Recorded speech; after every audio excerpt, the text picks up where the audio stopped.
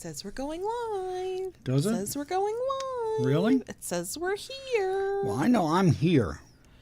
I mean, I think I'm I don't know about you. I don't know if I can I'm only, there. I can only speak for myself. But I believe I'm here, wherever here might be. Until my existence is validated, I've lost words. Push on, Look, carry on. I don't know. It's me playing with my iPad. Is that what we're calling it now? That's supposed to be left for the spicy page. Hello. Hi, everyone. Kayla Lords. John Brownstone. Of Loving BDSM, where we help kinksters like you have happy, healthy power exchange relationships. This is our weekly live stream where we record our podcast, the audio version of which hits all major podcast apps every Friday. We are here 8 minutes before the official start time. Now 7, because time does that. Anyway, if you are here for the live stream and don't like idle chit chat, you got a few minutes. If you're here after the stream, but before I put timestamps in, which I do every week, you can fast forward by 7 minutes if you don't like idle chit chat. I think because you forgot your iPad, you seem a little like Everything's cattywampus. It's not where it's supposed to be and how it should be. I understand. That's been my whole life lately, so yeah. It's fine. I'm going to say hi to folks. Hi, Kitty Rose. Hi, Silent Wing. Hi, Mr. Spock. Hi, Little Miss. Hi, JB. Hi, Brittany. Hi, Eva. Hi, Mally. I know it's too soon. It's fine. It's fine. Yeah. It's fine. It's fine. I can handle it. It's fine. I wait till more folks roll in. I know. You got anything for the butt rub? No, other than I had a damn good time this morning whooping your ass. You look very self-satisfied and smug right now. Oh, yeah. That is better than the other looks you've had recently, so I'll take it. Hi, Junie. I don't know how I feel. I mean, I'm always glad we do it. Like, that's never an issue. But it ended in tears, and I'm still not sure if they were cathartic. I think they were the start of tears. I don't think they were the end of anything. I know. Well, considering they were two toys that you...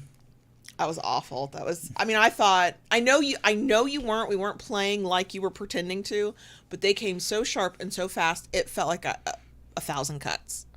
And I was like, I hate this. I hate this so much. I hate this so much. Yeah, I mean, that flogger, we've had that for a long time. You refused to let me use it. I don't like it. You didn't even know if you liked it because you never had. I know I don't like it. Sometimes you can just tell. Oh. Like, I'm all for give something a chance, at least a little bit, like on a part of your body that's not going to be so bad, even if you don't like it. But sometimes you can just look at something and know. And okay. I just know. You just know. I just know. The nose knows. What else? I mean, there's stuff, but most of the stuff will be bonus section. Is Lola still outside? Yes, she is. So one of us will probably be getting up shortly when she decides she wants to come back in. Hi, Fancy Bread. Yeah. It's mostly work right now. I was working on stuff. Technically, the scene is work, but it doesn't feel like work. So I don't like to call it that, but I guess technically it was. But after that, then I was doing a whole bunch of small things, multiple things all at once. It's a little weird to just be doing this right now and nothing else going on. I know you were here, you were there, you were all over the place. I'm a woman on a mission. I got plans, and we got shit we got to do, and we got shit we got to deal with, and we got shit we got to fix. Yep. And so I'm a woman on a mission. Hey, Donza. So I also apparently am falling into the same trap the 13-year-old is in. My glasses are filthy. And it was all we played with the lighting in here for the stream and then didn't change anything because our plan didn't work the way we thought. Right. But we had extra lights on for a minute, and I could actually see the gunk on my glasses while I was wearing my glasses. Like, oh my God. How are my glasses faring? They're not too bad. There we go. I don't usually use my shirt, but there was just literal gunk on my glasses. It was probably not sanitary. I don't want to know how gunk got on your glasses. I mean, I don't know what it's. I mean, it wasn't spunk. It was gunk. So I take my glasses off before we do anything like that. I said gunk. I know, but the whole implication of how it could have gotten on my glasses. Oh yeah, and for anybody paying attention, there went our monetization like that. You did it, not me. I did. I don't know. You said shit or fuck a couple minutes ago. You said a word, and you know the YouTube gods, they frown on things like that. Hi, Taishu in San Francisco. I did not expect to see you here. Right? Aren't you supposed to be going on vacation? On vacation? You're on vacation probably if you're in San Francisco. What does this do? Are you just like hitting buttons? No, you're hitting buttons on your own iPad. You go right ahead. Oh, okay, I see. Yep. Yeah, same shit, different day. You're drinking water. I'm drinking my second cup of coffee. Wednesdays are, in general, the only time I drink 2 cups of coffee. Hi, Nitty Freckles.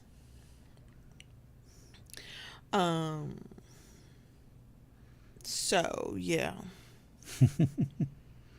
No, I'm right now. I think we'll be fine for the actual stream when we're in conversation. But right now, my mind is like doing that multiple things all at once, like not cacophony. It's not loud, but it's like a constant background hum in my brain. And it's just different items, things on my to-do list, and they're like running like a ticker tape through my brain. But yeah, I don't know how to explain it. Maybe somebody with a brain similar to mine will understand. Yeah, just trailed off. Sorry, I started looking at the live chat. I feel sorry for anybody who is brand new to us, who is lured in by like one of our old short videos where we're real tight and we're like, I can edit that shit, because it ain't like that on live stream day, and No, it's getting worse. Tayshi's on a layover. Wow. So. Hi, folks. There you go. Welcome. Glad to have you all here today. I think Nitty Freckles is asking about our t-shirts. Ah. Mine says, I came, I saw, I forgot what I was doing. Mine says coffee before questions. With a very grumpy kitty cat on it. Very, very simple, right to the point. It's almost like a portrait of Onyx right there. Yeah. Yeah. I have lately been doing the walking into a room. I've been doing it for a while now, for a couple of years, but it's like some days it's way worse than other days. And I was having a conversation with the 17-year-old this morning when he got done with classes and he came home. And because he was talking about how, yeah, he goes to bed like little old people go to bed. Like he could be in bed sometimes at like 8 o'clock at night and be knocked out and sound asleep. And he's like, yeah, because I'm medicated. I mean, and I said, oh, you mean that there's a world in which even though your eyes are grainy and gritty, you go, fuck it, that you don't go, fuck it, I'm staying up. And he goes, yeah, when you're medicated, Mom, maybe you should try that. You've needed it for years. I was like, Jesus God. And I'm very curious about the differences he'll see in us and we'll see in him just from the distance of him live. I mean, it's only 45 minutes to an hour away, but living off by himself and there being that span of time where we don't see one another, because that's when you always notice somebody's gotten older, somebody's gotten heavier or thinner, things that you never noticed about people, like you see them quirks, all every minute of every day. Yeah. And I'm like, oh great, if he's already calling me out now and he has to deal with me every day, we shall see. Right. Okay, hi Kels, is it Kelsey? I'm sorry, the glasses. Hi, Rara. Hi, Belfreya. I believe that's Khaleesi. Khaleesi, sorry. See, it was all running together, and it was... I believe that's what it is. Please correct us. We want to say your name correctly. It is 12:01. We will get started. This week, we are doing a BDSM Reddit response. Most of, but not all of the posts come from the BDSM side of Reddit. We're going to read what people have asked and then react. I cannot promise that there will be a rant, but anybody who's watched even a couple of these knows that chances are good at something will set somebody off. If you enjoy this at any point, we love a thumbs up. If you like it enough to want to come back for more, please consider subscribing. If you like, please consider subscribing. Sorry, Go ahead. Wow. I know, it was me this time and not you. Go ahead. Sorry. And once you do all that, go ahead and hit ring the notification bell so you get updates of new content. Thank you. Yeah, just do what Daddy says. Sorry, because I was trying to remember what did I want to say after that, and I forgot there was a little bit in the seat. It's chaotic here. Wow. If I have not thoroughly annoyed the fuck out of you yet, and I say I know I'm the problem. It's me. If you want to help us be able to do what we do here on the internet, you can join us on Patreon, where you get access to a Discord server and extra content, video, live stream, podcast episodes, all kinds of stuff like that. And if you can join for as little as $2 a month, if you join for higher, you get more stuff. Or if you are a YouTube only person and you're like, damn it, I'm not going anywhere else, this is my platform of choice, you can actually join us through YouTube and you get access to a live stream and an extra video every month. So links in the places for that if that is something you are interested in. And something I'll tell you real quick, because you had said you couldn't remember if you'd sent anything in since last one. Yes, 3 of these are from you. So thank you, Silent Wing. Okay, you can hit the button. And we've had more people join, so hello, folks. Hello. Welcome. Okay. And away we go. Okay. Go ahead. You're about to turn on the fan, and that's why there will be a hum in the background. That's right. Before we get into these questions and things posed on Reddit, one quick announcement. I would like to remind folks, because I am really, really bad at actually saying it out loud often enough that it makes a difference for anybody.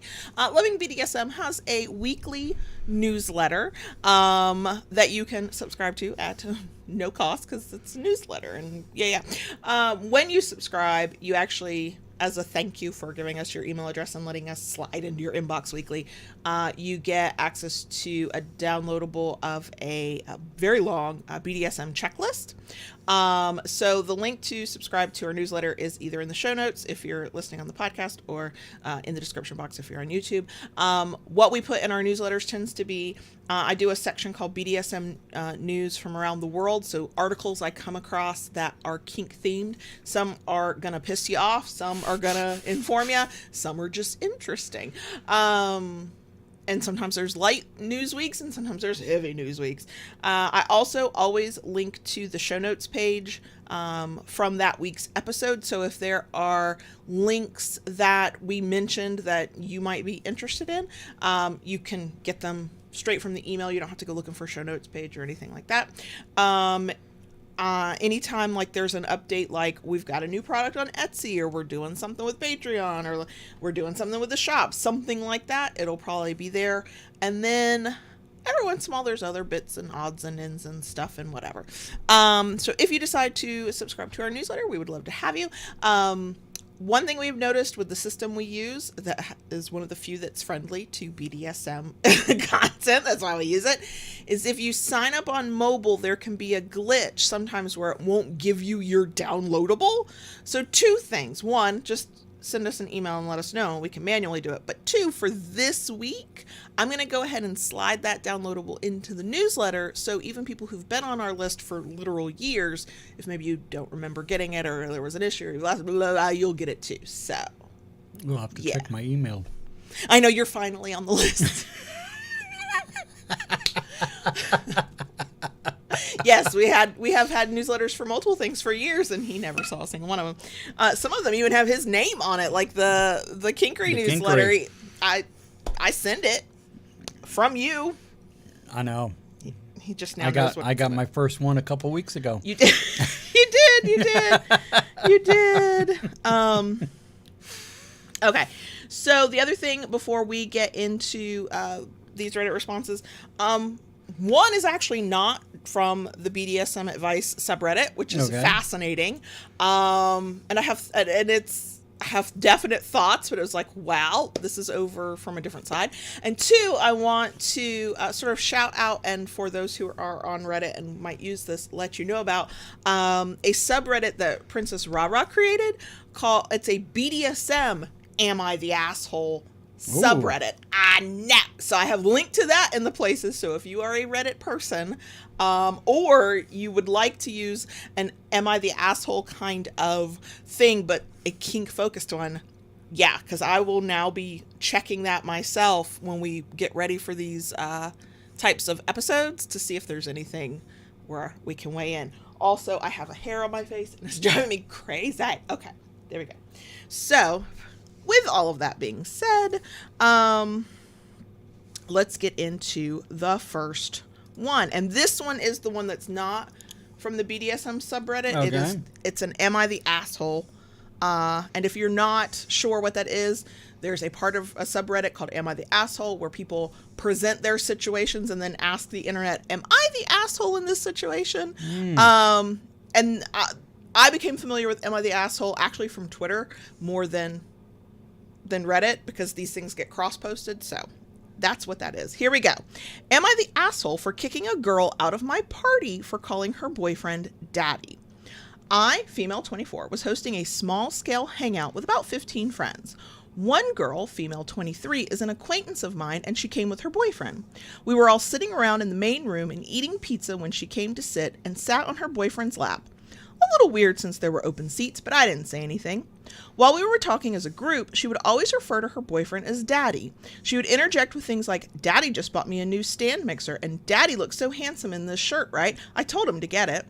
At first, we thought she was joking or messing with us, but she continued doing it, and the rest of us were side-eyeing each other and were kind of uncomfortable. I asked her if she could save the pet names for home because some of us were feeling uncomfortable. She got upset and told me to stop making such a big deal over a nickname and slut-shaming her. I told her that wasn't my intention at all, but I would appreciate if she could stop because it was killing the vibe. She started ranting at me about a whole lot of stuff, and I just told her that her and her boyfriend to please leave. Her boyfriend was pissed too, but they eventually got out. The rest of the evening was less uncomfortable and way more peaceful. A few of my friends who didn't know the girl I kicked thanked me for making her leave, but we all kind of felt awkward because of what happened. Am I the asshole? What do you think? Well,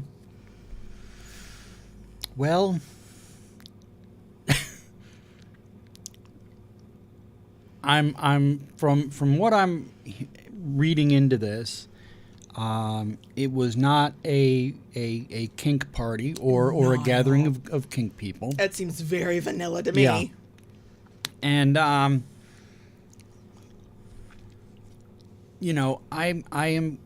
wish it were different to say that, you could use pet names like that more in public, without there being. But, you kind of have to know your audience, so to speak. I agree. So for her to get all bent out of shape because she could not call her boyfriend daddy, there's such a thing as the way I see things anyway. It's kind of like doing play in public. The people around did not consent. They might not even know what they're listening to. What they're seeing or hearing or whatnot. So I kind of am gonna go with no. She's not the asshole. No, I don't think so at all. I think the person could have taken a little less from what hearing in the story. A person could have taken a little bit less of a attitude about being asked, not to do that. It to me, it's very non-consensual. I agree with the whole name saying and stuff like that. Right. The thing is you are allowed to use whatever words you want for any partner, and if you are in mixed company, and especially if you are in a decidedly non-kink space, say the names you want to say, but that does not prohibit anybody from saying to you, hey, that's making us a little uncomfortable. Yeah. Could you refrain? And that, if what had happened was that person had used daddy and blah, blah, blah, blah, blah, and nobody had said anything, and they hadn't been like even remotely like tried to be polite, tried to be conciliatory and be like, hey, and there had been just a blow up, I'd go, yeah, you might be kind of an asshole because you didn't say anything. This person was like, hey, you're making me uncomfortable. Can you stop that? Right. You know, can we just leave that at home? Yes, having to single out this person because they were the ones using daddy, but making a blanket statement of, can we all just leave pet names at home? That is the perfect way to do it. And everybody gets the right to do that, right? Mm-hmm. Like, if I don't like, if I'm in a kink space and kinky things are happening, then that's kind of on me to, like, pull myself away because that's the space for that activity, behavior, words. In non-kink spaces, or you don't know if it's a kink-friendly space, frankly, it's best, in my opinion, to err on the side of, I'm keeping this private, but I also understand the pushback of, but I want to try and normalize this, and this is what's important to me. And I get that. Right. But the things that are important to you and that matter to you do not give any of us the right to then bulldoze over somebody else's boundaries, especially when they've asked us even... They don't have to ask politely, but especially when they ask politely. Yeah. And then I don't know if there's something missing to the story. I kind of don't feel like there is. It feels like this person was asked to stop using those, you know, and they even said pet names. There, even in the explanation, it's not shamey from how I'm reading it. And that person went straight to, oh, you're slut shaming me. Right. How did we jump from, hey, could you like leave that at home and maybe not hear this isn't the space, to I'm slut shaming you and saying that you can't, you know, what you're doing is wrong. Like that person then becomes the asshole because we're not having a mature conversation about this now. We are now accusing people of treatment and saying things that it does not appear that that's what they were doing. So no, you know, quite frankly, and this is a personal thing and everybody's going to handle it differently, but in kink spaces, I don't always call you daddy. Like, no. I mean, I'm more apt to call you baby girl here at home. I do so when we are at a munch, okay? But if we were just sitting at a restaurant or something, I am not going to call you baby girl. I do not expect you to call me daddy. Right. You know, the thing is, this person who referred to her boyfriend as daddy, they were in someone else's space. Yes, and you've got to either respect the rules of the space or get the fuck out of the space. If it was their home, right. I could see, and I can see that too. I mean, I don't want to make people in my home uncomfortable, but I think you have the right to go, wait, this is my home. If you're uncomfortable, go ahead and maybe this isn't the space for you. Right. And see, the thing is the reality of today's world is the vast majority of us either are not just not comfortable or not willing to like express certain parts of our dynamic in public, and or cannot either safely do it or do it without making other people uncomfortable. So I would say, I don't think I've ever seen this said before, and I don't think I've ever said it, but I think it's a good rule of thumb. Power Exchange 101, figure out what your public facing dynamic looks like. Right. Because a lot of the times the language we use, the actions we perform, the things we do are not right for not your home or non-kink spaces. That doesn't mean you can't express yourself, but it also doesn't mean that you have free range to... You have the ability to express yourself in any way you want, but once you make people uncomfortable and they express a boundary, if you keep doing it regardless of their expressed boundary, now you're in the wrong. So either you only go to spaces that are going to allow that kind of thing, or you figure out what your public facing dynamic looks like and what is home or what is kink space friendly. And bare minimum is respecting others' boundaries. Like, you want your boundaries to be respected. You have to give as well as receive on that. But you kind of also need to know, when to, okay, that's not going to fly here. Tasha made a point of saying, there's one thing about, testing the waters. Right. Because, and you kind of dip your toe in and see what the reaction is. And if the reaction is, very negative, then, you kind of need to Right, exactly. Because nobody's saying, don't be kinky, that's not allowed. They're saying, hey, in this space, Right. we'd prefer not that part to not be here and visible. Exactly. So you then get the choice. Stop doing it or remove yourself. Yeah. I mean, that's just how that works. So, yeah, the original poster is definitely not the asshole. No. And the person, the kinkster, was on some level an asshole. Yeah. Okay, now we're back on the BDSM side of Reddit. And I can't remember if this is one Silent Wing sent me or it's one I found, because there are a couple I found too. But I like this one because I thought of you immediately. Uh-oh. Okay, here we go. Doms, how do you use your relationship as self-care? I struggle with taking care of myself. I don't really care about my own well-being very much, and I struggle with low self-esteem and confidence. I've always taken care of someone else in my life, and I find it easier to take care of myself when I have someone else to care for.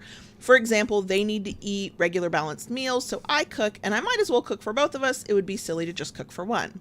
I also struggle with asking my partner for things I could do myself, or even asking for help with things I can't do that would inconvenience the other person. This has led to an imbalance in my current dynamic where my pet feels like they aren't doing enough for me, but I don't know what to ask them to do. I love taking care of them and pampering them, and I don't know how to turn it around and allow them to serve me the way they would like to. So for other doms, especially mommies and daddies and other caretakers, how do you use your relationship and submissive to take care of yourself? I'm going to interject here and say poorly, but it's okay. Clearly it's a struggle for some big G's. Also, I kind of object to the using your relationship as self-care. Like, yes, and maybe also no. Like, yes, sometimes, yes, a little bit. 100% all of your self-care comes from it. I don't know how I feel about that. No. To me, self-care kind of comes from outside the dynamic. I mean, it can be part of the dynamic that can be built in a little bit. To a certain extent. But I don't think 100% of it should. Not 100%. That's putting too much on the other person. Mm-hmm. I mean, to me, self-care is sitting reading a book. Mm-hmm. Okay? To me, self-care... It's going to the doctor. Going to the doctor. Taking your medication. Wearing your back brace. Going for walks, going to the gym, eating healthy foods that taste good. I don't need to say a word. He's doing. I actually am pointing out things he's been neglecting that he knows are self-care, but he's not doing all of them. Go ahead. I love you, Daddy. Clearly, I held back too much this morning. Probably so. I'm grateful for that. Anyway, go ahead. There is a certain amount of self-care that is interwoven into the dynamic. For me, the biggest thing is I am terrible at asking for help. Oh God, yeah. When I need it. And that comes from having been in past relationships or whether on my own that I just had to do things. Right. I mean, that's the same on this side of the slash too. Yeah. I might be submissive, but I've had enough experience of having to just get on with it myself that, yeah. And, I've gotten a little better asking for help. It's a practice thing. I mean, I think it's like anything. If you're not good at it or used to it, I think it's a trust thing, to trust that the other person will actually be there for you or help you. I think it's a time thing, because you have, from just previous experiences all the way up to what we call bad tapes, you've got reasons why it may be hard. In this particular person's situation, and I would say to you as well, which you and I, not formally, but we have kind of done this. If you're not sure how to let your partner take care of you, ask your partner. Yeah. Like, where do you, like, and I don't, again, we didn't do it formally, so I don't have like a script ready, but I can think of things like, if you asked, hey, have you noticed anything with me? Or are there things that I could be doing better? Are there things that you would like to be helping me with?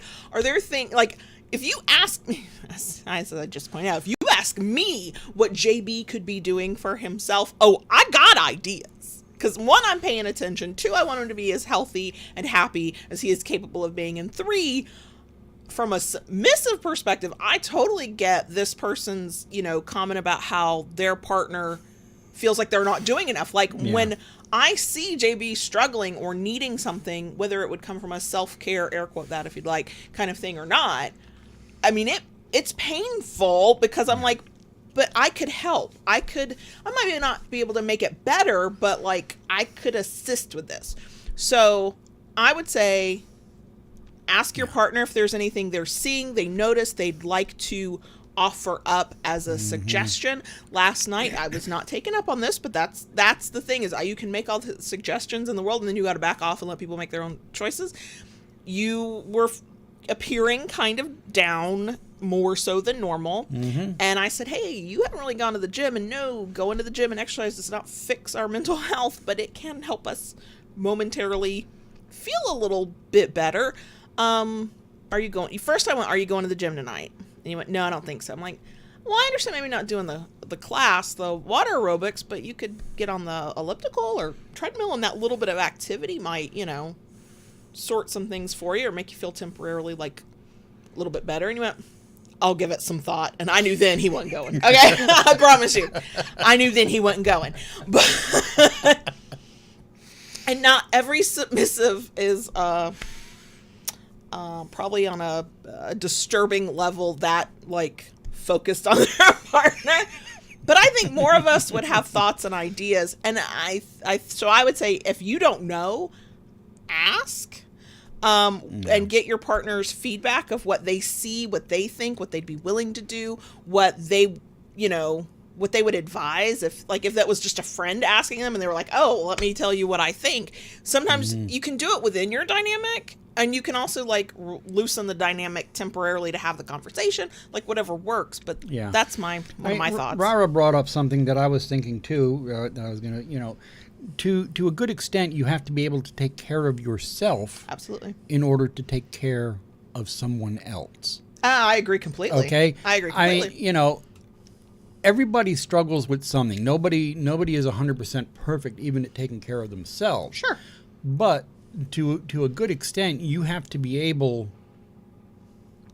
to,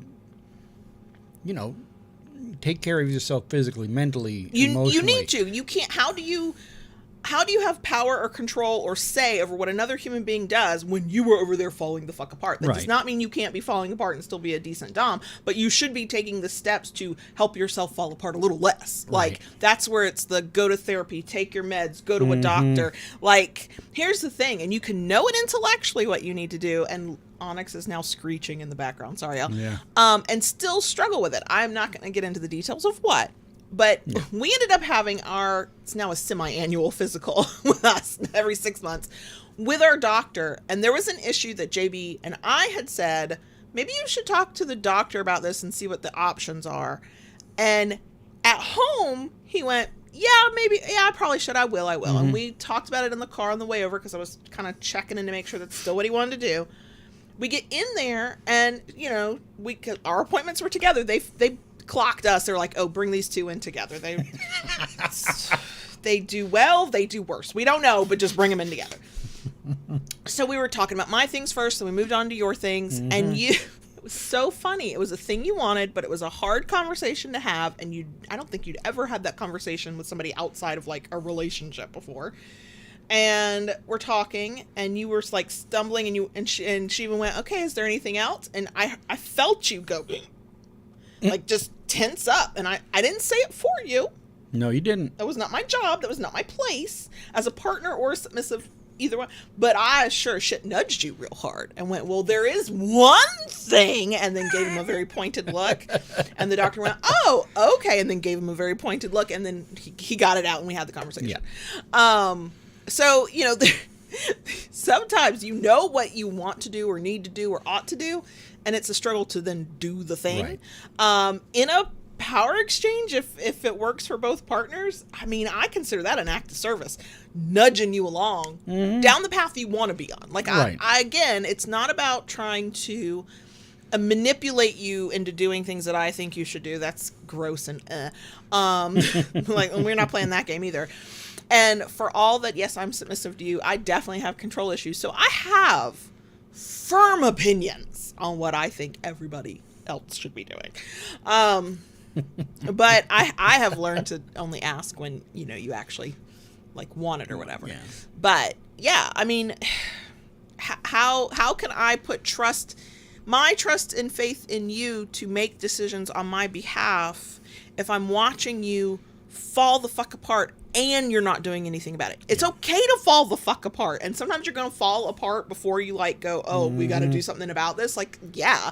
But I mean, we even had a very brief moment. We haven't had a full conversation about it where, you've been very open about the fact that you're in therapy and situational depression. We talked about that a couple episodes ago. And you even mentioned offhand, maybe I need to be on medication. And I'm like, I don't know. Maybe you do. Maybe you don't. I don't know. Talk to the one doctor who can refer you to the blah, blah, blah. But like, that's the start of it. Like you kind of fell apart, as you had every right to. I did the little nudge of, yeah, but what about therapy? You picked the ball up and ran with it. And now that process is sort of having its own evolution because of what you're doing to take care of you. Right. So I would say to somebody like this, like, how do you get self-care? I'm not comfortable with using your entire relationship as self-care. Yeah, no. Like, that makes me deeply uncomfortable. No. That's kind of like laying his full their full responsibility of taking care of themselves at somebody else's feet. Yeah, and I don't like that. Because then what happens when if something happens with your partner who is supposed to be partly responsible for your self-care and or the relationship, then you got nothing, and you're I mean, I find that part, like, that part makes me go, I don't like it. But ultimately, I think it's the responsibility of individuals, right? Yeah. To figure out self-care, what that looks like for you. And it's not all like going to yoga classes and taking fucking bubble baths. It really is take your medication, go see a doctor, take a shower today, like, try to eat a full meal at least once a day. Kind of like, it depends on what you need, right? And I think that there is a place in a dynamic for some of it to be kind of built in. As we've done the episode on self-care, it's important for both sides of the slash. Is important for everybody, because I can't serve and take care of you as a submissive, nor can I take care of this household, this family, these children, if I don't take care of myself. Right. We have the conversations, and it's how we justified the expense we can't afford of all the medical care, that if we don't take care of our health to the extent that we are capable of, we cannot work and pay our mortgage. Right. So therefore, this is an investment.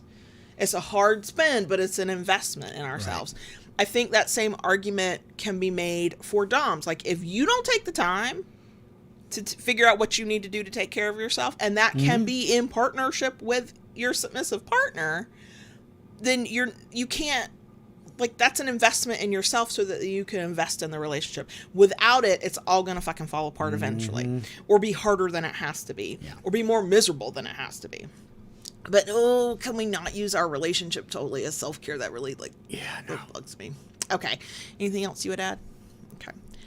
Next one. Oh, the question makes me want to rant. We haven't even gotten into it. Oh, here we go. Okay. Good, I can just sit back for this. No, I'm sure you'll have thoughts. Here we go. As a service sub, am I allowed to use my safe word? I, 19 female, almost 20, been into BDSM since I turned 18, and my partner, Steve, 24, has been my dom for the majority of it. Anyway, he wants me to be a service sub, and I actually heavily lean into it. I love making him happy and doing things for him, and he takes care of me, and so I'm happy. Anyway, though, last night he wanted me to get him off. I normally would have, and I love to, but I was tired. So he kind of tried to convince me, and I ended up safe wording so he'd get off of me.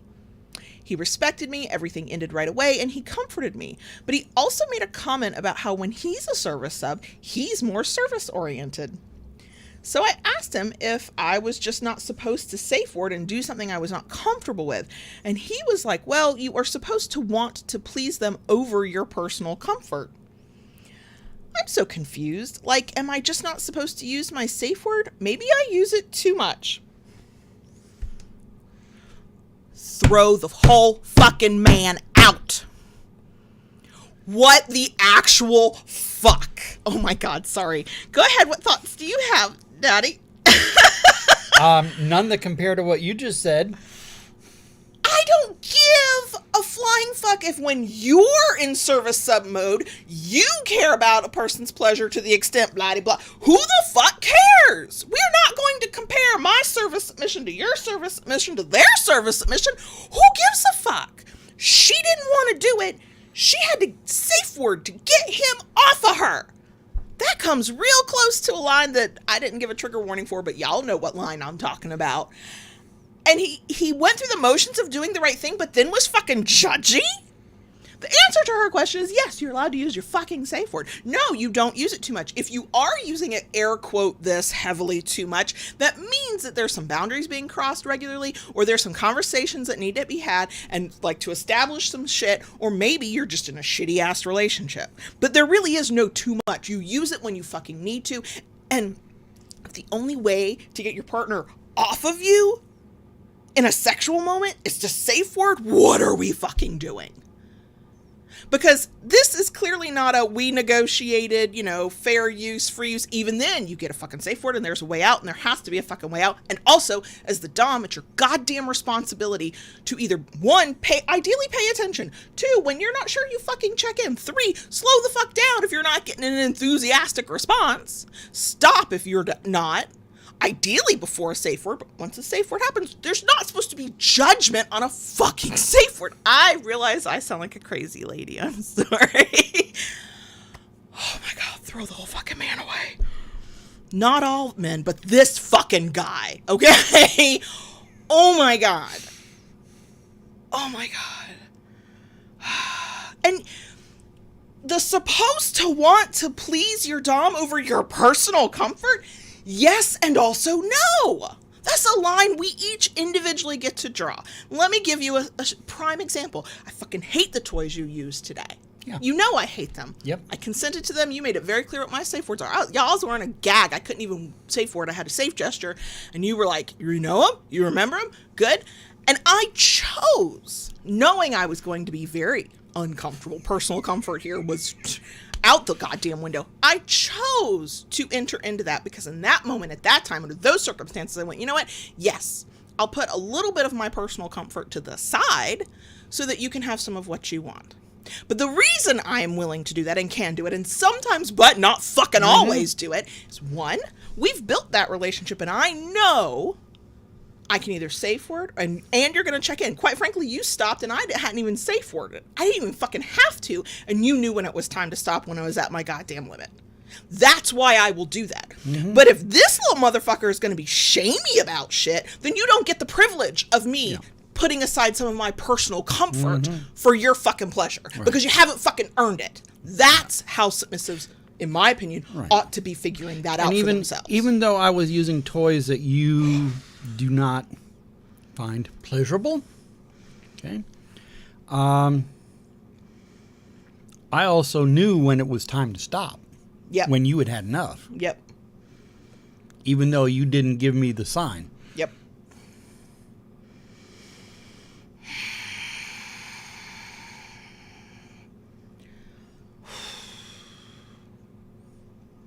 Motherfucker.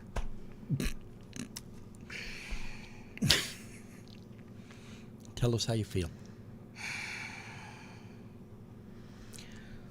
Whew. Let me just make sure there's not other points I want to touch on where this guy just gets yeeted off into the fucking sun. I also, this is a little sticky point and it's hard. I think it's hard to deal with. And there is a little bit more leeway in established relationships because you have hopefully established like the language of body language, the blah. Yeah. It was that he wanted her to get him off, and normally she would love to, but she was just tired, which she gets to fucking be tired. Here's the line that gets me. He kind of tried to convince me. That sounds like pressure. Yeah. Like, I'm trying to think of him, and again, everybody's different, and everybody's dynamic is different, and like, I get that, but I'm trying trying to think of a time where you wanted something from me and I was like, I'm not feeling it. I'm tired. And I'm trying to think of an instance where you ever said anything, any follow-up to that made me feel like you were trying to convince me of something. I'm sure at some point you kind of went, oh, can we maybe do something else? Or is there anything you would be willing to do? I don't even have a memory of you ever going, are you sure? Like, if I just said, yeah, no. Normally, because when I say it as a service admissive, I'm usually profusely apologizing. And quite frankly, I know I'm like reading things into it and this is my bias and yeah. But I would not fucking be surprised at all if her response was, oh, I'm so sorry. I feel bad about this. However, blah, blah, blah, right? Because for a person to walk away from that going, oh my God, am I not supposed to say for it? I feel awful, blah, blah, blah. I'm going to just bet that part of that letting this fucker know what her boundaries were involved a lot of feeling bad and apologizing, whatever. And somehow this dipshit read that as, well, let me try to convince her. I cannot think of a time. Can you think of a time where you've wanted to try to like change my mind or hope for a different outcome? I cannot think of one. No. And there have absolutely been times where I could sense what you might have been, wanting. And I was like, just so you know, this is how I'm feeling. Or because now ours is a longer established relationship, years as opposed to however long, they were together. Not quite 2 years, obviously, but I could go, I think I know what you want. Here's what I can't do. Here's what I can do. Right? Like I got that. We've got that sense of one another. And I know not everybody will have that, but he wants to call himself a dom and then try to convince a partner who has stated, no matter how imperfect or like trying to be nice, they probably were, stated a boundary of, I don't wanna. Like, if they had fair use or, like, consensual non-consent built into their dynamic, I feel like that would have come up, right? Like, oh, I feel bad because we negotiated this. And because we've seen those questions where people are like, oh, shit, we negotiated this, but I don't want to. What's the right thing? That's not mentioned at all. So that, to me, means that's not part of the dynamic. Right. So I hate him. And all like him.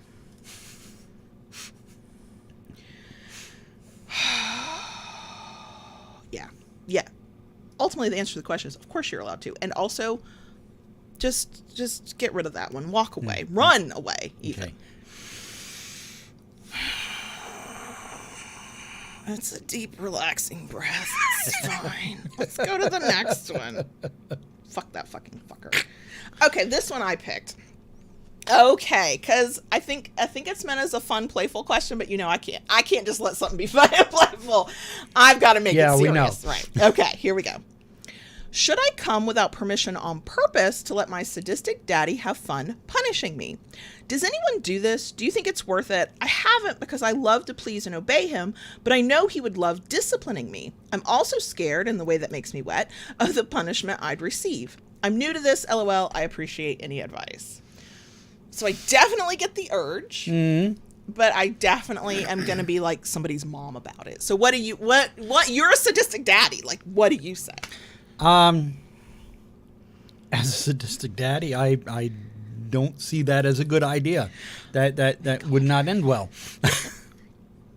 No, I don't. I think that if you have a conversation about what if I did this in the future, I'm not doing it right now, but like this is a fantasy I had, this is a thought I had, what do you think? Then you get the opportunity to find out how your partner feels about it. Right. What the potential punishment or punishment would be. Under what parameters they would recognize that this is you trying to get in trouble. Like what you would do if you did the thing, but you misread the situation and now your partner's like, there's a lot of variables to think about. Like, I get it. Oh, this would be kind of fun. Except it's at this point, until you've talked to your partner about it, it's only fun for you because you're the only one in on what you're doing. I mean, the first thing that comes to my mind was reading this and what she's talking about, is kind of bratty behavior there. It is. Okay, not everybody likes bratty behavior. That could, to their dom, that could be not a good reaction. Yeah. You think you know what reaction you would get from your partner, but you really don't. Right. I mean, if this is something they had discussed, you'd come to me and said, how would you feel if I was even more brattier than I am? Sassier, but whatever. Who get teary when I think that I've actually annoyed you. Really? Yeah. Really? I don't know how bratty people think I am, because I'm like, it's all verbal for me. It's not going to be in actions. It's not going to be in purposely breaking a rule. I would probably send you like a 3-part memo in triplicate, through snail mail to get your signed approval before I did that. But that's the thing. I mean, it almost seems like, they're kind of curious about punishment, about some different types of play. I think that's something that needs to be discussed between the two of them. Maybe they just need to have some serious playtime set aside that, this S-type can get a taste of what it's like to be on the other side of, on the receiving end of that. So I know. I think to just, pull it out of the hat. Because your partner's not expecting it, so you cannot possibly anticipate their real reaction. Right. Also, as they stated here, I love to please and obey. So if it's playful and everybody's in on the game, then you're still pleasing. You're still pleasing, and in some ways you're obeying because they've given you some kind of tacit permission to do that at some point. But if you do it without them understanding what might happen and what's going on, you might not be pleasing them, and you're clearly not obeying them. And so I can imagine there being sort of a dissonance within yourself, and the excitement might, if it occurs at all, it might be very short-lived. It also kind of feels, not purposely, I don't think this person is trying to do this or this is what their intent would be, but it feels a little manipulative. I want an experience with my partner that I assume they want with me. I'm not going to talk to them about it. I'm just going to put them in the situation and hope it goes the way I want. Yeah. Much better to go, okay, don't act impulsively here. I know that's difficult for some folks. I get it, but to the extent that you have the self-control to do this, go, let me tell you about this idea I had. They're like, let's have a conversation, see what their reaction is, and then you're going to know a lot more. And it could be that they're very into the game, and then you can, depending on what both people want, you can either keep that really casual, so you kind of spring it on them, assuming you've read the room well, or you can even create signals for one another to kind of say, key phrases to let them know that you're kind of feeling this way, and they can expect that there might be. Like we used to do with you. You would tell me your skin feels tight. That was needing a spanking. This is I'm about to go brat on you.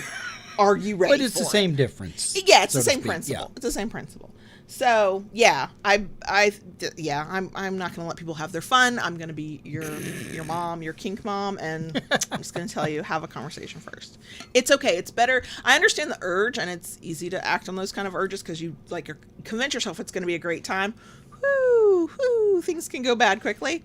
So take the urge and use it to start the conversation, and then have fun later. Okay, last one.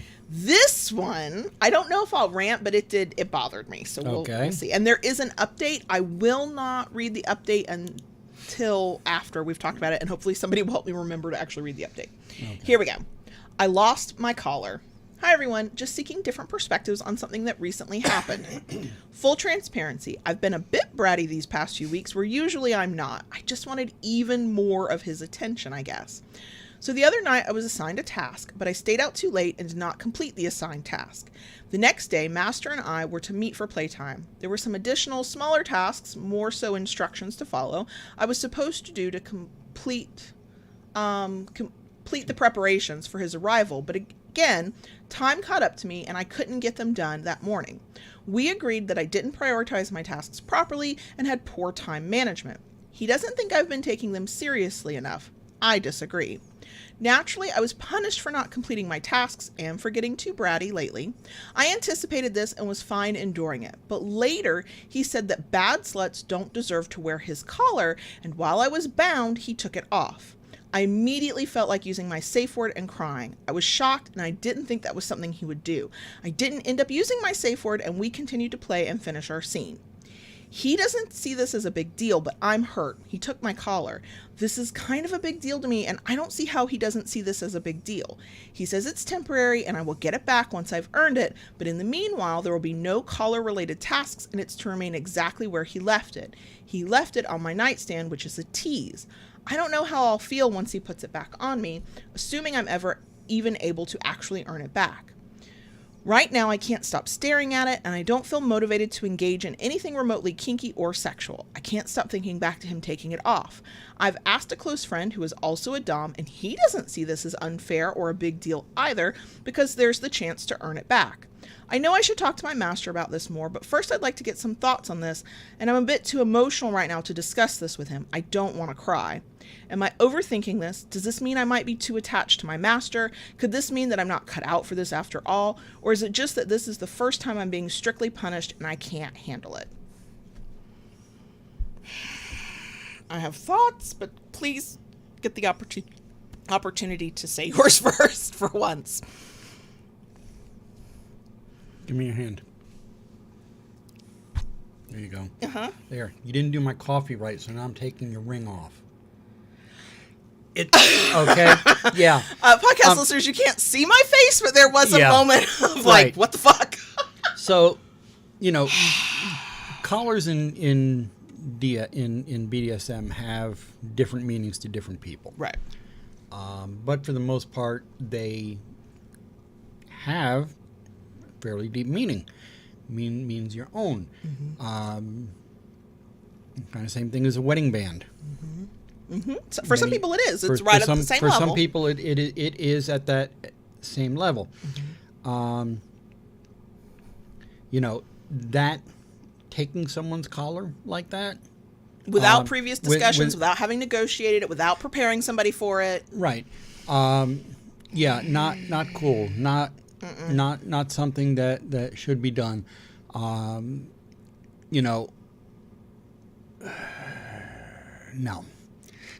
No. Yeah.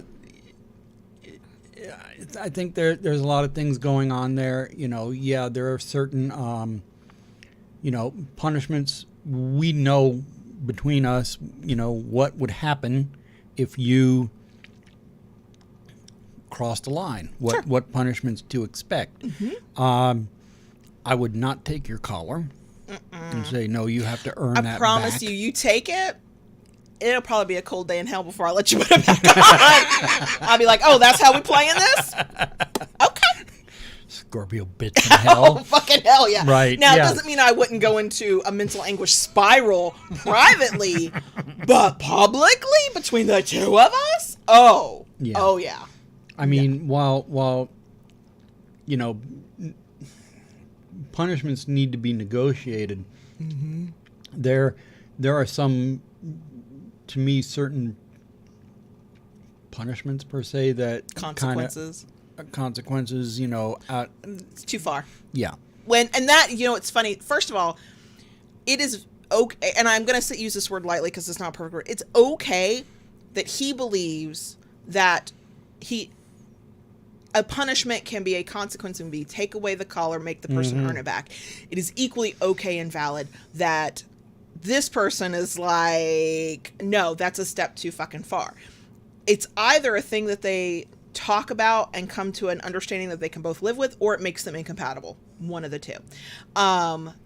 Reading this and reading the submissive's reaction to this, which made me just want to hug them, because there was, and I know, again, it's my own bias, it sounds like there's so much self-doubt, like they think they're reacting incorrectly to this, that they are somehow wrong. And I almost fucking hate that the dom that they talked to, the friend, validated the fucking other dom. Like, it's like,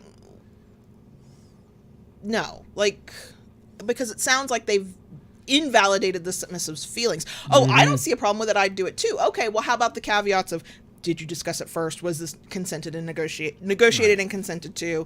You know, and you can negotiate and consent to a consequence, and then in the moment realize it's not going to work for you. It can become a hard limit of, no, I'm not going this route. We can't. This is off limits, right? Yeah. And it made me think of the one and only time, and it's the reason I know you say this is not a good consequence if you're going to use punishment. The one time you used a punishment that nearly broke both of us, because I can't remember what I did or how you got mad at me. We were still long distance, and you tried to do 24 hours of silence, no contact. Yes. Do you remember that? Yes, I do. You'd have thought, on my end, because it's all I could speak to, you'd have thought somebody died. And we hadn't even been together as long as we've been together. Like, it was like a fresh relationship. Probably there was still some sub-frenzy going on. I'm sure it existed for me even then. And we didn't make it 12 hours. No, and I knew I fucked up. And I reached out to you. Thank God. I was trying to, like, because we were long distance. I was at home with the kids. They were little. This was before we ever moved in together. And I'm trying to function through my day with them. Yeah. And I felt like this sounds melodramatic. I understand it, but I thought I was breaking into a million pieces and dying on the inside. It was one of the worst feelings I have ever experienced, short of a loved one's death. Like, that, it was that level of grief. And then because I was trying to be a good girl, I felt like there was nothing I could do to alleviate said grief, because you had said, we will speak again in 24 hours. And I was just like every second, like watching a clock somewhere. Like I had something on me at all times to watch time pass. And I at that point, I realized, oh, this was a big fuck up. And you need to fix this. Oh God, I was almost giddy when you called. Actually, I was a little terrified at first. You're about to break up with me, and then once I realized that it was not that, I was giddy. I was so happy. And since that point, I've always been one to say, you know, no, do not use that as a punishment. Right. And you know, I know I saw it in a comment on, I think, something that I posted on Instagram or something, at that handle I hate, where somebody said they were in the middle of like a certain amount of silence from their partner as a punishment, and it was difficult for them. And I didn't say this to them because I want to be respectful of everybody gets to have their own dynamic, as long as you do your best to go into these negotiations and these conversations with this clear and understanding, blah, blah, blah, and you have an ability to, like, nope out of something, blah, blah. So I try not to insert myself into people's dynamics, but I was reading and going, nope, nobody fucking nope. And quite frankly, I think, personally, for a majority of people, not everybody, but a majority of people, there are some, air quote, consequences that are a step too far. I think silence is one. It is too easy to feel abandoned, to feel forgotten, to go into your own, like, grief spiral, shame spiral, like all these feelings that can come up that then you can't even lean into your dynamic to kind of talk through them. And you might go, we're gonna do silence for a day, a week. I can't. And you don't know who you're coming back to, because you don't know what the fuck they've gone through to get through those days. And I understand there are some people who would be like, it can't be that serious. It fucking can. This is on that level for me. Yeah. If they had talked about it, negotiated it, come up with boundaries, Ra pointed out, and I agree, taking it off of the submissive while they were bound, so they were completely powerless.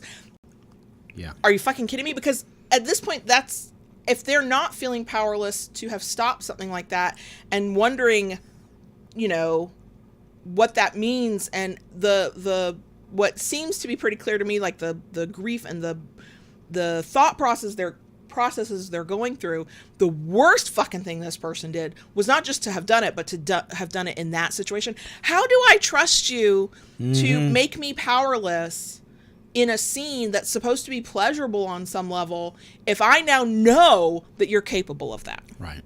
And then to, you know... And, you know, I guess thing that I think about, too, is like, okay, well, you know, he says she can earn this back. But what does that fucking mean? But then what's to stop him from just... Right, and it again at some other point. And does it? I mean, and I know that there are people in dynamics who they put a collar on their submissive once it's air quote earned, but and again, you can do whatever works for everybody involved, and if that works for you, more power to you. But maybe it's my trust issues. Maybe it's the fact that I have spent a lifetime trying to please other people. That hits me in a space that would make me feel unsafe, because if I had to earn this through behavior, through actions, through whatever, that in my mind, that tells me I better continue to be that level of whatever that is to keep this, which means, am I being my authentic self when things are hard? Am I telling you when we've hit a limit I didn't know I had? Am I agonizing over every thought and action I have? Because what if this means I, lose the privilege of the collar, and now I have to earn it back? Like, I know this is not the intent of everybody, but because of my personal experiences outside of kink, just in life, the level of perfectionism that would be unhealthy, that I as a submissive would try to maintain so that I never had to worry about that thing fucking coming off. Right.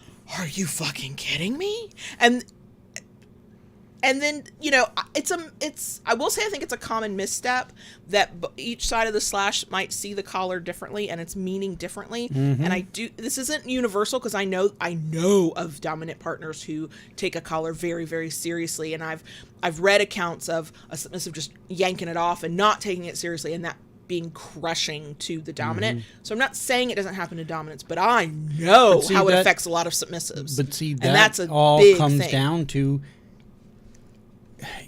you say, well, you have the conversation, and like, well, but that's a lot to talk about. You talk about, but you have to know these things. Those things are important, because whether it's a play collar, whether it's some people have consideration collars, right? All right, we're talking about being play partners. We're talking about having a relationship. What does a collar mean to you? Right.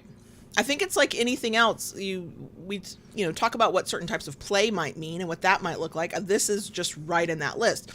And, at my most gracious self says this is a miscommunication. The two see this very differently, need to ASAP have a conversation about it. And personally, because this all occurred without this person's consent and knowledge that it was even a possibility, I think this whole earn it back needs to be revoked fucking immediately. Put the damn thing back on them, assuming they even fucking want it back. Because you know what? That's a real risk you run when you snatch somebody's collar away. They might not want it back when you're ready to give it to them, okay? Be careful what you ask for, because you just might fucking get it, okay? But if they can find parameters that they can both agree to, it could be as simple as it was a miscommunication. The other thing and this could be a personal to this person thing, but I already am giving side eye to the dom in this situation. So when I read a line that says, I know I'm supposed to talk to my partner about this, but I'm a bit too emotional to discuss it with them, and I don't want to cry. That is a personal choice. Like, some people don't want to cry, even in front of their partners. Maybe the relationship's not established too much. Maybe they're not comfortable. Like, that's legit and valid. However, I'm not getting warm fuzzies about this master. I'm air quoting that right now, because this person hasn't proven shit to me yet. That their submissive slave, whatever partner doesn't want to cry in front of them. Look, I don't want to cry in front of JB, but sometimes it's going to fucking happen, because you're going to see my real emotions. If we have something important to talk about and I get emotional in the middle of it, sure, we might stop and pause and let me catch my breath, but I'm not going to hide my fucking emotions either. Why? Because I know I'm safe to not have to. I know I can express my emotions. I might have to do it respectfully if we're speaking of anger or annoyance, but like, I can't know this. It's impossible to tell from this, but do they not want to cry in front of their partner because that's a thing for them, and that, they'll work through or not in their own way at some point?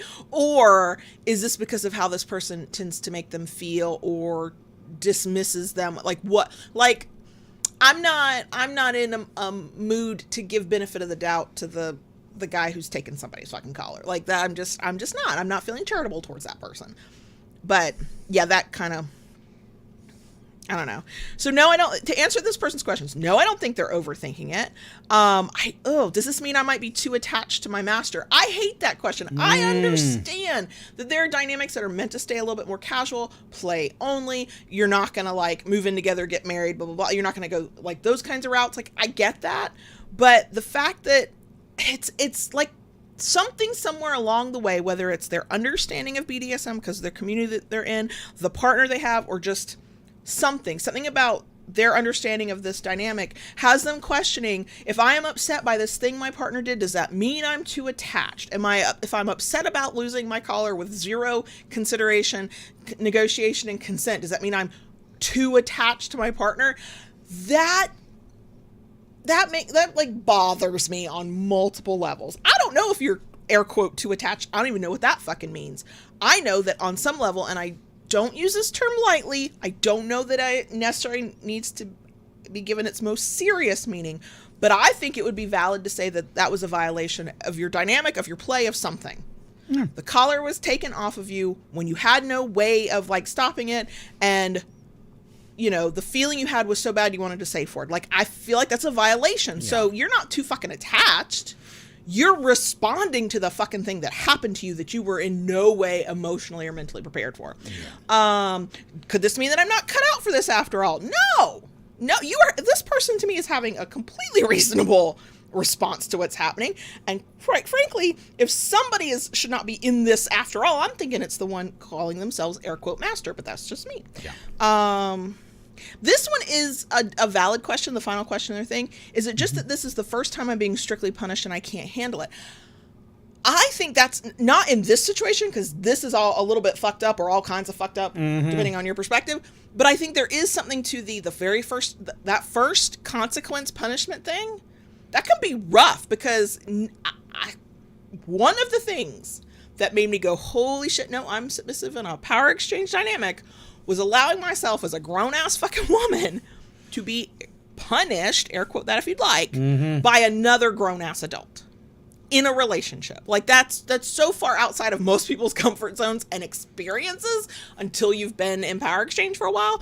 Like, that can fuck you up alone. If this was like a run-of-the-mill, like we weren't talking about violating and lack of consent, and like we weren't using that kind. If this was just like, oh, this was an previously agreed upon punishment, and this is the first time I'm dealing with it, I'd be like, there is something to this. Maybe it is just harder because you're confronting feelings and thoughts and an experience that your rational mind is probably going, what the fuck are we doing here? But this ain't that, by the way. And if this is their first infraction, so to speak, right, that's a pretty harsh punishment. Right. You know, if they were not completing the tasks, I'd kind of be like, what's going on with you? Right. I would default to communication first. Right. You know, what's going on here? Why aren't you doing this? Right. If you know, you sat there and you told me, well, you know, I just didn't feel like it. Right. Then, you know, yeah, there's going to be some. Oh yeah, there's going to be consequences. Some repercussions there. You know, if you were to come to me and then you know, I said, you know, why isn't this getting done? And you're like, well, you know, the boys had this going on, and I've been running around doing that, and then on top of it, I had a migraine. You're like, okay, well, you know, then we need to restructure. That's another thing that stood out. They both agreed and admitted that it was poor time management on this person's part that led to these things not being done. Again, every dynamic is different, and I know that, and everybody is different, and I know that. One, poor time management can either mean an overly busy life, or maybe what you fucking need is some help. Two, and it can mean a lot of things, but two, where my mind went is it can mean sometimes a neurodivergence sort of situation where time management is just fucking hard until you find the tools, the methods, the hacks, as it were, to get yourself sorted.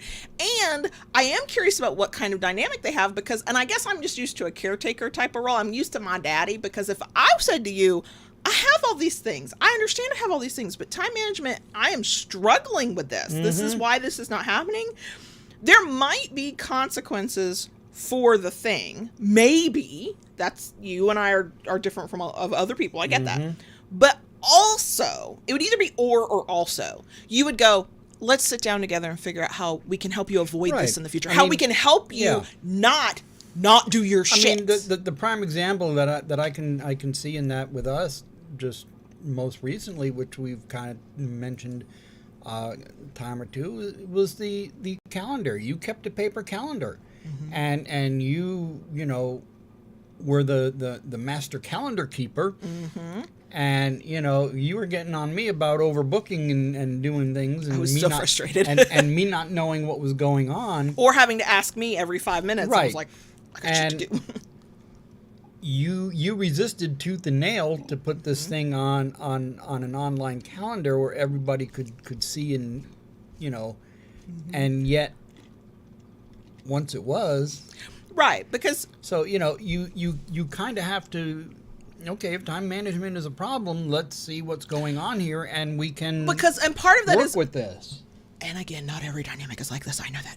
In our dynamic, we're not. The punishment is not the point. We actually want to avoid consequences. Right. We're trying to live harmoniously within our power exchange, and me do the things I said I would do, and you lead and control and conduct and decide and blah blah blah. And so when there are things happening that mean that rules are getting broken or tasks aren't getting completed, while there might be a consequence, what we're actually going to try and do is fucking fix the situation. And from what little bit that I can glean from this, it seems that it's been left to the submissive to earn back the collar. Yeah. And I think they even said, I'm not sure, if I don't know what I'm supposed to do. So it's like, you're not actually trying to help your partner improve their behavior, not have this happen again, avoid this. Like, that bugs me. And again, you don't have to be a caretaker type of dominant. I think that might inform how a dominant approaches this. My daddy is gonna take me in hand and go, here, let's, because that's what my daddy dom does. You might not be a caretaker type of dominant, but don't, if the game is not, the punishment is fun for us, that's a thing. But it's actually we're trying to avoid that. What are you doing if you just stand back and go, I hope you figure that shit out? And unless this is meant to be more casual and you're not that involved, and that's been, again, negotiated and consented to. Right. You're almost setting somebody up for failure if you're at least not communicating. Here's what I think you could do. Here are some suggestions. Here's some things I see. Or, can I help you with this? Is there something I can be doing for you? Something. I know I'm seeing this through the lens of, daddy doms and baby girl self. I get it. I get that. Not everybody's going to see it that way, but I'm just unless part of the dynamic is for the punishment to occur, and that is in some way pleasurable for the couple involved, why would you not have at least a little bit of hand as the dom in trying to make sure this does not repeat? Right. Or being clear about, here's what I need you to do to earn this back. Here's the timeline we're on. But only because the collar's been temporarily removed after we talked about it and we both consented to that could be a consequence. And I personally think, again, everybody can do what they want to do. I know that. There should be, in my opinion, levels to consequences. Because one missed task, because something weird in life prevented anything, is different than a blatantly disregarded rule with no shame or thought or apologies versus multiple missed tasks over some level of time. If we're going 0 to 60 from, you were doing just fine too, I have snatched your collar and you're crying in a corner curled up in the fetal fucking position, what are we doing? Right. If I know that the smallest thing I do is going to get me the biggest repercussion, what's going to fucking stop me from the biggest shit? I guess maybe I sound like the brat I'm accused of being when I say that. But, I think that's a little bit of human nature. It's it's going to be shitty because I forgot this one thing. Yeah. Well, now my day is derailed. What is supposed to keep me, on track when it's going to be a hellacious consequence? I think there should be levels. Yeah.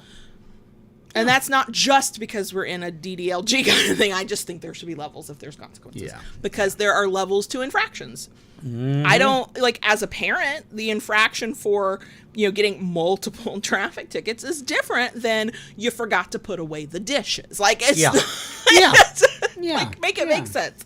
So that's what I'm going to say there. Now, do you have anything else you'd add? No, Okay. I'd like to see what the update is Okay, there now. is an update. Yeah. Update. Hi, everyone. Thank you for your responses. I reached out and we had a chat about this on the phone. I'm sure we'll talk more about it when we next meet. He said he took the collar because I wasn't completing my tasks.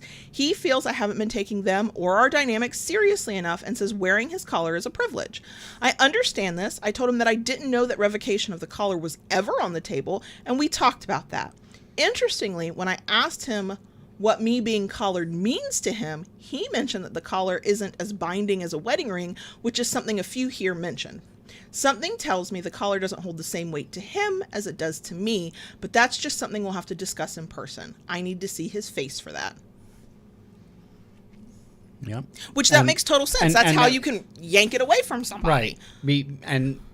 Because they just don't see it the same way. They see it differently. Yes. Yep, exactly. To him, it's probably nothing more than a play collar. Right. It's part of the dynamic, but it's not a thing that the dynamic revolves around. Whereas for the submissive, they don't see it that way. This has some meaning to me. Right.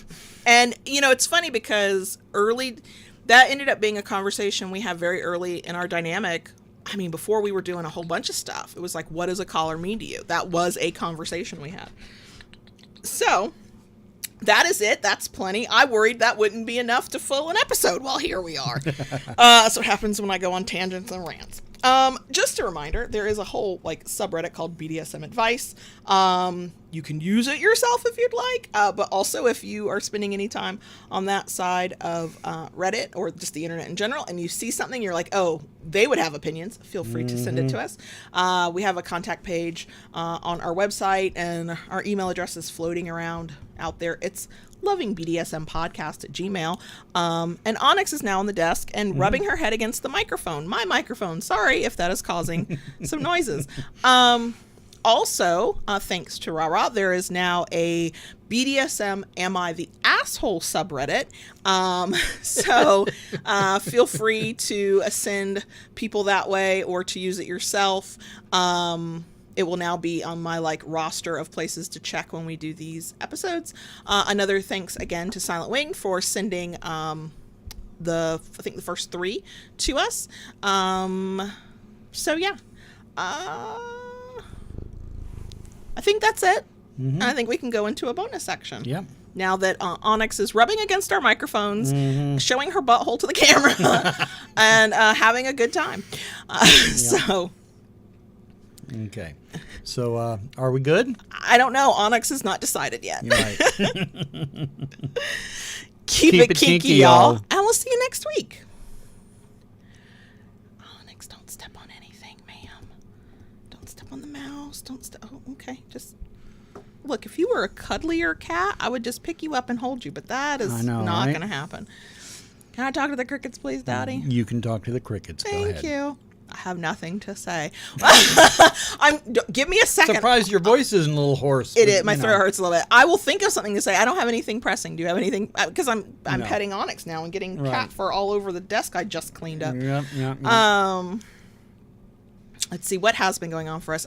We did apartment hunting with the 17-year-old. Yes. He picked of the apartments we looked at. He picked one. And it's so funny because this was obvious the moment I had to think about it, but I had not been thinking about it. He is 17 and will remain so until July, but needs to move in August. We cannot wait for him to be 18 to apply for said apartment. No. So I had to apply for the lease under my name, and he's just listed. At least until he's 18. And I've gotten conflicting information about what would happen once he's 18. Either the thing can just be put in his name, or he has to wait till renewal and do a new application so it can go. It doesn't matter as long as the child has a place to lay his head while he's going to school in the fall. I am still waiting to hear back about whether we got approved. It's really not a question of getting approved or not. It's a question of, do we have to pay a deposit or not?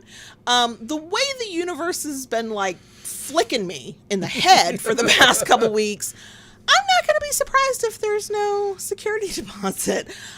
There shouldn't be, based on what they told us at the apartment complex and on the tour, but the universe is enjoying, like, just fucking with us just a little bit, lightly. Not like it did a couple years ago, but just enough to be an annoyance. So we'll see. But yeah, we did apartment hunting last Thursday, day after we did last week's live stream, and then on Saturday we finished up. And the place is very affordable, thank God. His financial aid will cover it fully. I think one semester might cover the whole year, so that's kind of nice to have. The one he chose it wasn't the most updated, upgraded, prettiest, but it had the chillest vibe. Like, you just walked around and talked to people and felt like, okay, this isn't so bad. And then one of his besties who goes to the same school has been there a little bit long. It's been there 2 years so far. She's actually moving into an apartment complex that's directly across the street. I was like, ooh, check that one. Is it in your budget? It was not in his budget. And nowhere you are near not. Nowhere near his You're budget. not going to that one. So that's been happening. Yep. We've got the next 2 weeks are band parent filled. 17-year-old has a concert Friday night. I have no information about it. Like, I know where, but I don't know what time, and I don't know how long it's going to last, but I know he has one. The 13-year-old has a band thing and like an hour's drive away on Saturday. Next week, the 17-year-old has a band thing on a Saturday and an hour's drive in another direction. Yeah. I know. Normally we say this during marching season, but like this is our concert band season of stuff. Yeah. Plus the 17-year-old tried out for stuff he hadn't tried out for before and got in this year, so he's got a lot more going on. One of the things he's got coming up, he's going to be first chair. Yeah. So, proud mom moment. This will make no sense, I think, unless you're like, you ever did band in some way. So, his main instrument is euphonium, so also baritone. They're technically two separate things, but if you didn't know, that's one of them. Anyway, that's his main instrument. He also has played trumpet since he was like in middle school. He's not as good on trumpet as he is on the other, but it's his instrument. He also wanted to learn how to play trombone, and he got a little cheapy one. I think he actually got it for free from somebody. Yeah. And he calls it Crusty, because it looks like it came from a garage sale. Something. And I think somebody else bought it at a garage sale and then gave it to him. He calls it Crusty. He has never, in all the 7 years he's been playing musical instruments, played in an ensemble or played formally the trombone. He is self-taught. He knows enough about music that he's fine self-taught. So he tried out for this jazz thing on the trombone, knowing he probably wouldn't get in, but he just wanted to try out to see if he could do it. Not only did he get in, he got first chair. Yep.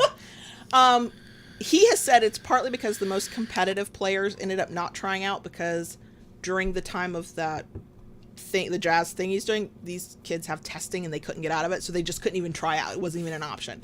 So he was like, I'm not even going to get in. If I get in, I'll be last chair. He was first chair. So he's like, oh shit, I better practice this music. So proud band mom moment. Yep. I keep going, yep, you've definitely put in the work and deserve to be where you're headed. Oh, yeah. Like he does, I've known that, but it's like I see him doing these new things and succeeding at them and excelling. I'm like, you're on the right path right now. We have had conversations about, just because this is the path you're on right now, if there comes a day you're like, I don't think this is the right path for me. Like I said, jump paths. You don't have to stay here if this isn't right for you. Wouldn't be the first one to change majors or right. And I can't with a straight face tell somebody that what they ought to do is stay in a field or stay on a major, whatever, just because they did it in college. I have to do, because I was 32 and I went, you know what, I'm going to throw all of that previous corporate experience out the fucking window and go write about sex. And now here we are. Somebody asked, how's Lola? Lola she is snoozing. Yeah, she is out cold. Yeah, she is. She's doing well. She's not too happy about her diet. No, she having wants to it to be more, on a diet. She wants to eat more food more often. Right. Yeah. But she's doing good. We been pretty regular with her walks. I think we gave the neighbors a show the other night. We took her out for her walk. we knew the rain was coming in, so we needed to get out and get back in, but she Right. loves her walk, so we didn't want to deprive her of it. She also hates water and rain. Oh gosh. So I can't remember the thing that caused it, but we got her, and it's not really a run. It's a galumph, but it's a fast galumph. We got her, air quote, running down the street with us. She likes to follow people and things. That keeps her moving, so I try to get up ahead of her, so she's following me. I start running, she starts running, and she's got that big pity, like, mouth agape, lips flapping, ears flapping. Jowls, yeah. Just, oh my God. JB is... And look, put air quotes around it for all three of us. We were air quote running. Right. And we were trying to, like, get her excited, get her moving. We're like, let's get this heart rate up for everybody, right? And no less than 2 or 3 neighbors were, like, outside while we were doing this. And they just looked at us. And one guy, it was funny because it's the reaction I probably would have had. He just shook his head and laughed. And I went... I'm not offended. Like, right? No. I know this looks ridiculous. I have no doubt at all this looks ridiculous. And see, you saw more than I did. I was paying You were just trying to stay upright. I was just trying to stay upright and keep up with her. Yep. Yeah. So, yeah, she had a good time. She was wiped out after that. We all were. Yeah. We all were wiped out. But, it's funny. Yeah, Lola, I see all these Instagram reels of pibbles, that have like little swimming pools in the backyard or play in the sprinklers, go to the beach and love to be in the water. No, this girl wants nothing to do with water, no matter where it comes from. She'll drink it. That's about it. Yeah. Yesterday, was it yesterday? I think it was yesterday. She was out in the yard. I was working in the tiny shop, and I'm in there working, and all of a sudden, she just came tearing into the shop, full speed, came to a dead stop, and just stood there. And I was in the middle of something. I could not stop what I was doing to see what was going on. As soon as I stopped, I looked. She wasn't hurt. Then I looked outside and saw it was pouring down rain. She was laying out there in the yard. It started raining, and she just beat feet to get in the shed. She knew where it was safe and dry. And at that point, then I was wondering... if I was going to be able to get her to the house. That was my favorite part because I didn't know what was going on. I'm standing here in the office or the back door to the backyard, and I hear you going, "Come on, Lola, come on, you can do it." And then the door flies open and she comes barreling in, and I'm like, you had to basically run her across the yard. I had to get her inside. all psyched up in the shop, and then we bolted and ran, and got to the door, and she did it. She did it. 2 things. I feel like we've been doing I think it's glucosamine for joint health for dogs. She's been on that now for a couple of months, and I think it is helping her. Yeah. Because she will run a little bit more and is a little bit more spry trying to jump up and down from stuff. Yes. But 2, and I know what to do, but I don't know what to do about this. I think her willingness, if you get her amped up enough to run and jump and play, is further proof that an energetic second dog, which I don't know if I can handle an energetic second dog, would probably be beneficial to her. Our option for that, if we take it, is we would need to foster. Yeah. And we cannot take on the expense of a second dog at this point. Speaking of animals, we think Cheddar the cat has a home now somewhere else. And while we are happy for her, we are sad for us. Cheddar was the orange cat that was floofy and beautiful and had the cutest little chirpy meow. One day last week, she came over for food. Eventually, like, she wasn't there in the morning, and then she was there in the evening, and then she didn't eat all the food, and also she had a flea collar on, which I understood why somebody would put a flea collar on her, but it was also not a breakaway collar, which freaked me the fuck out. I was like, she cannot be an outdoor cat with a collar that can't come unlatched easily. We've seen her in trees. Like, we know what she's capable of. So we were debating what to do about it, and then she came back a little bit the next day, but not really to eat. And then we have not seen her for 3 days now. Days? Yeah. So I'm telling you, somebody put the collar on her, so I'm thinking she's in their house. And I was thinking about that this morning. I'm like, they probably put the collar on her to kind of start getting the flea, getting her, so they could bring her in the house. Probably. And you know what? I'm happy for her. Yes. I'm sad for us. Yeah. I think. I mean, even like with the dog, we could not afford another cat right now. No, not with the way what we feed these girls, and we don't even feed them the most expensive stuff. But it's something's gonna have to happen with inflation first. Whew. I know it makes me sad though, but I'm happy for her. I know. Yeah. So, but I think Onyx knew I was giving some affection away. Mm-hmm. Because right before Cheddar went off to whoever loves her now, but they can't love her as much as I did, Onyx started like coming up near me, demanding affection. Yeah. She actually got in my lap one time. She wasn't really on my lap. She was on the pillow that was on my lap, but we'll call it that. And she's been a little bit more, she's a very skittish cat, but she's been a little bit more relaxed, like here in the office, than she had been. Yeah. She has also figured out, and it's because the cat tree is where it is. We need to move the damn cat tree if we want to stop her. I know. I watched her jump from one of the cat trees up onto, it's technically a air quote this China hutch. We got it from IKEA. I mean, it's not a fancy China hutch, but thankfully it's bolted to the wall. It's like 6 feet something up. It's a tall one. Yeah. She jumped up there and then went into her gargoyle mode and just sort of perched and was Yertle the turtling it. Right. Like, everything I see is my domain. And she's been up there a couple times now. I think it relaxes her. She just sits up there and she just like surveys the domain. Yep. Yeah. Not that, I don't know if we should or shouldn't.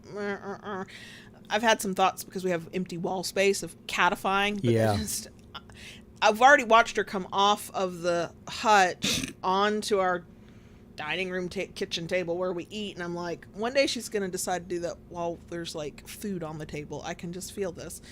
So, but that's okay. It's taken her 3 years. I've gotten her in my lap one time now. So we'll see what happens in 3 more years. So yeah. Anything else? Not really. I'm just plugging along and same. Trying to keep my head above water best I can. Same. I'm using my coping method of working my ass off. You can't feel anything if you're too busy. Who's got time to think when there's work to be done? Right. That's not healthy, but it works. Okay, here comes Lola. Is she gonna come say hi to you and jump up? We'll see if we can get a Lola sighting before we go. Nope. She fell down. She fell down. She collapsed down. She wants belly rubs. Sorry, y'all. No Lola sighting this week. Yeah. Okay. We're gonna go. Thanks for being here with us. Thanks for joining us and hanging out for the ride and the rants. Especially to the bitter end when we're not actually talking about anything deeply meaningful. We will be back next week with more of whatever the fuck this is. Okay. Excuse me. Bye. Bye.